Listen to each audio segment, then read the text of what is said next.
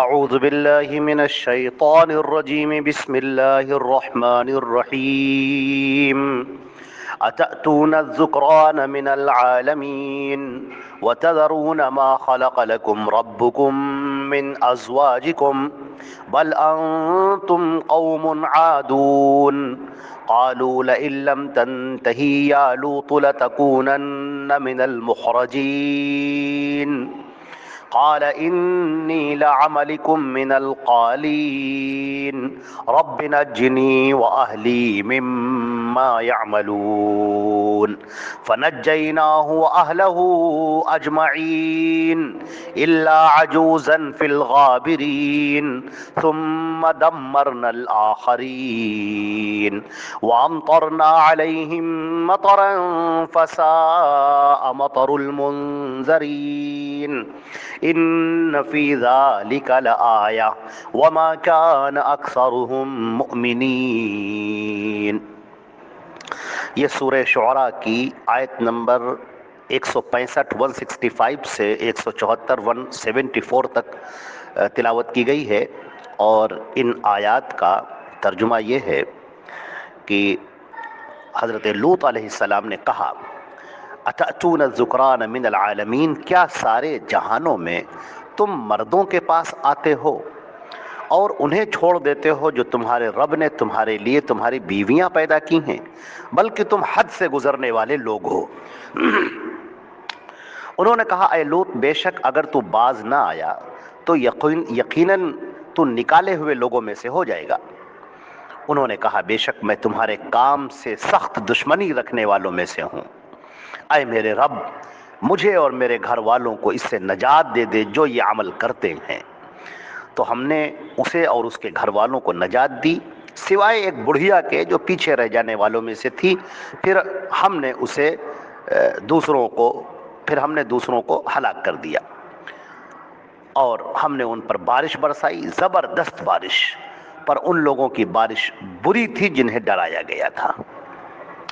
اس کے اندر بڑی نشانیاں ہیں، لیکن ان کے اکثر لوگ ایمان والے نہیں تھے۔ حضرات گرامی، یہ سیدنا لوط علیہ السلام کا تذکرہ ہو رہا ہے، اور اس سے پہلے گفتگو کی گئی تھی کہ حضرت لوط علیہ السلام نے کس طریقے سے ان کو سمجھایا تھا، اور ان کے اندر ایک بہت بری عادت تھی جس کو قرآن پاک نے یہ بھی کہا ہے سورہ عنکبوت میں انکم لتأتون الفاحشہ ما سبقکم بها من احد من العالمین، کہ بے شک تم یقیناً اس بے حیائی کا ارتکاب کرتے ہو جو تم سے پہلے جہانوں میں کسی نے نہیں کی ہے، یعنی ایسی گندی حرکت جو تم سے پہلے کسی نے نہیں کی۔ وہ گندی حرکت کیا ہے کہ تم عورتوں کو چھوڑ کر مردوں سے اپنی خواہش پوری کرتے ہو، تم جو بدفعلی کرتے ہو، اور مردوں کے ساتھ، نوجوان لڑکوں کے ساتھ، آدمیوں کے ساتھ تم بری حرکت کرتے ہو اور ان کے ساتھ زنا کرتے ہو۔ تو یہ وہ جو گندی حرکت ہے جو تم سے پہلے کسی نے نہیں کی ہے۔ تو کس طریقے سے انہوں نے روکا کہ دیکھو تم کیسے ہو، تم ذرا اپنے آپ پر غور کرو، اپنی فطرت پر غور کرو، تمہاری عقل کیسی مسخ کر دی گئی ہے، تمہارا دماغ کتنا گندا ہے کہ اتأتون الذکران من العالمین، تم سارے جہانوں میں تم مردوں کے پاس آتے ہو، تم ہی ایسے ہو جو یہ حرکت کرتے ہو، ورنہ دنیا میں کوئی ایسا نہیں ہے جو یہ گندی حرکت کرتا ہو، جو قبیح حرکت کرتا ہو۔ اور شیطان مردود نے تمہارے ذہن کے اندر کیسے ڈال رکھا ہے یہ کہ تم مردوں سے اپنی خواہش پوری کرو، اپنی شہوت پوری کرو، اور مردوں کے ساتھ جاؤ اور ان کے ساتھ میں شہوت رانی کرو، زنا کرو ان کے ساتھ میں۔ کتنی بری حرکت ہے یہ۔ وَتَذَرُونَ مَا خَلَقَ لَكُمْ رَبُّكُمْ مِنْ أَزْوَاجِكُمْ، اور جو تمہارے رب نے تمہارے لیے تمہاری بیویاں پیدا کی ہیں ان کو تم چھوڑ دیتے ہو، اور تم حد سے گزر جانے والے لوگوں میں سے ہو۔ اب بیویوں کو چھوڑ دیتے ہو، اس کا مطلب کیا ہے؟ یعنی کہ جو تم کو بیویوں کے ساتھ میں اپنی شہوت پوری کرنی چاہیے، جو اللہ نے جائز طریقہ رکھا ہے، جو حق کا طریقہ رکھا ہے، اس کو چھوڑ کر تم آدمیوں کے پاس جاتے ہو۔ تو اس کو فرمایا گیا بل انتم قوم عادون، تم حد سے گزر جانے والے لوگ ہو، تم حد سے گزر جاتے ہو۔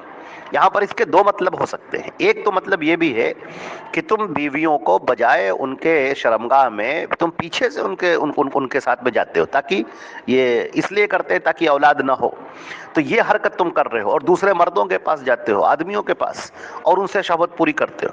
تو یہ دونوں حرکتیں تمہاری جو ہیں یہ حد سے گزر جانے والی ہیں، اور اللہ نے اس کو سخت ناپسندیدگی کا اظہار کیا ہے. اللہ نے بہت سختی کا اظہار کیا ہے، اور اس پر انتہائی اپنی غضب ناکی اور غصے کا اظہار کیا ہے اللہ رب العزت نے کہ یہ حرکت بالکل پسندیدہ نہیں ہے. قوم عادون.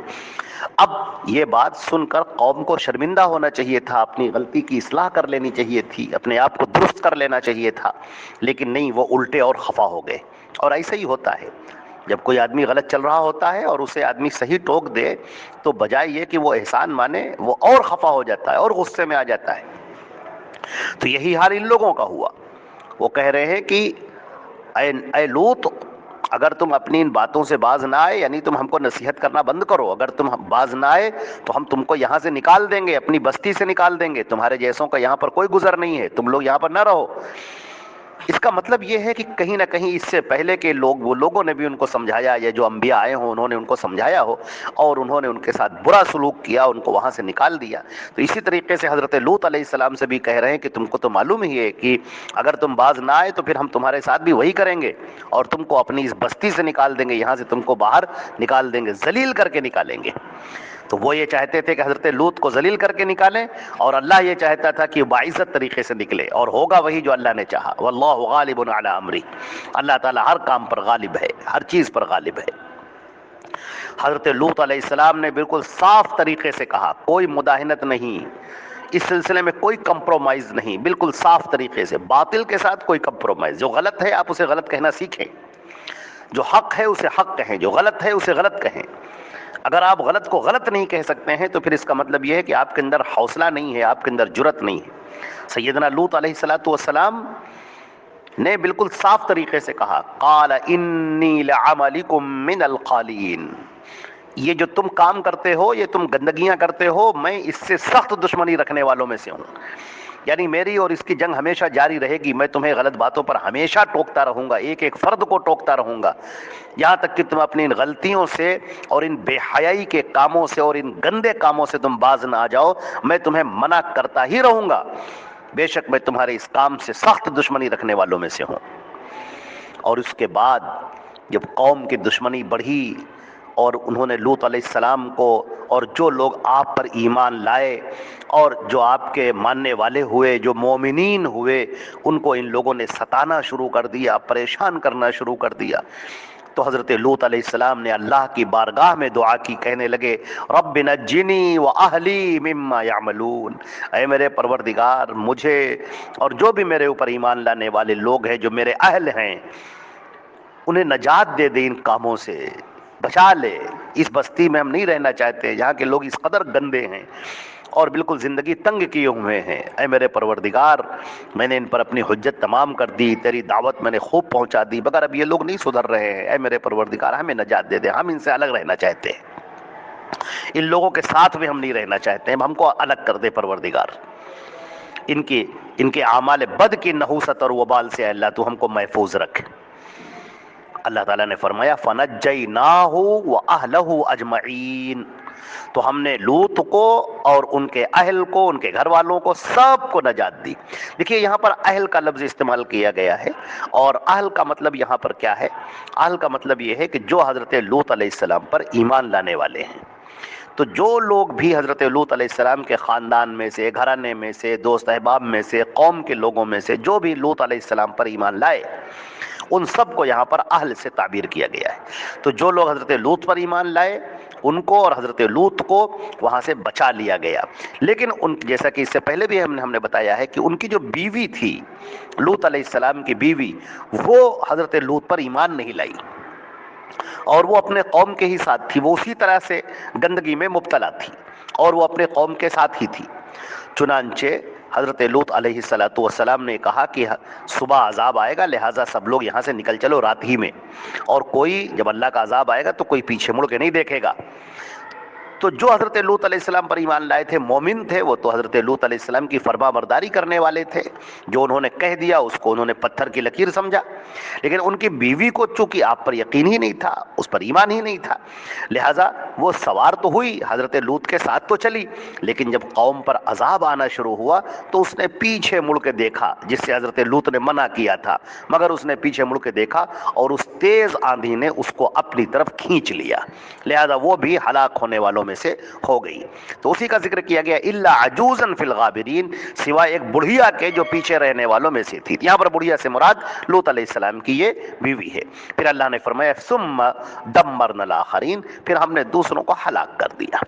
تو لوط علیہ السلام اور ان پر ایمان لانے والے وہ محفوظ رہے، وہ بچا لیے گئے، اللہ کی رحمتوں میں آ گئے، اور باقی پوری قوم کو ہلاک کر دیا گیا۔ وَأَمْطَرْنَا عَلَيْهِمْ مَطَرًا، ہم نے ان پر بارش کی۔ یہ بارش کیسی تھی؟ یہ پتھروں کی بارش تھی، اس پوری بستی کو الٹ دیا گیا۔